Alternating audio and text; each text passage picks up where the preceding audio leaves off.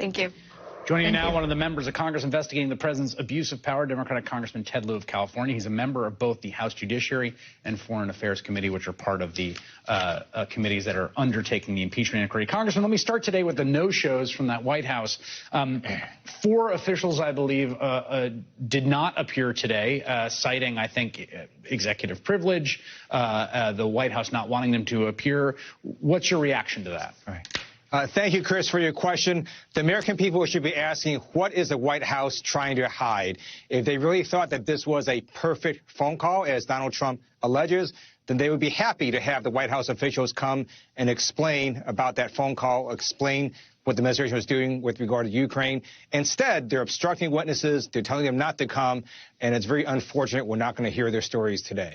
What do you make about the revelations in Marie Yovanovitch's testimony that at one point the Secretary of State says that he will call Sean Hannity to try to find out what the deal is with this whisper campaign of slander that is being directed at her to get her removed? So all these witness depositions being released, they're going to show one central narrative, which is that Donald Trump was using the levers of governmental power to benefit himself personally and politically instead of benefiting U.S. national security. And in addition, he was trying to run this shadow foreign policy using people like Rudy Giuliani and people outside the government to try to pressure Ukraine to launch these bogus investigations.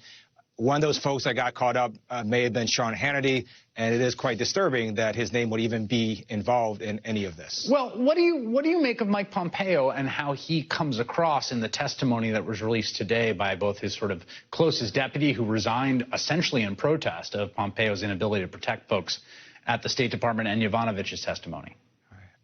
I believe Secretary Pompeo is going to go down in history as one of the worst secretaries of state ever.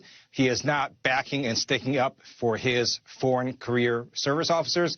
He has completely taken the administration's line of obstruction. He has, in fact, tried to cover up what Donald Trump has done by preventing his officials from coming to Congress. Thank goodness many of them are ignoring him and coming to Congress and telling their stories. Do you think that the Republicans, your colleagues who've been sitting in on these depositions, are going to change their tune now that the deposition transcripts are being released? Oh, absolutely. They've changed their defenses multiple times. First, they started with hearsay. Then they started with a process attack. Then they started blaming Adam Schiff. Then they said all this stuff is behind closed doors. Not that the witness deposition testimonies are coming out. They're shifting again, I think, now to really saying the quid pro quo is okay.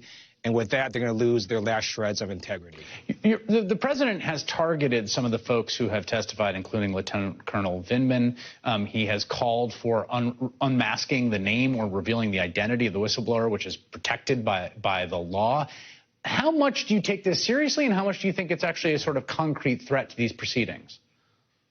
So we know that the whistleblower's identity is no longer relevant because everything he said has now been corroborated by other witnesses.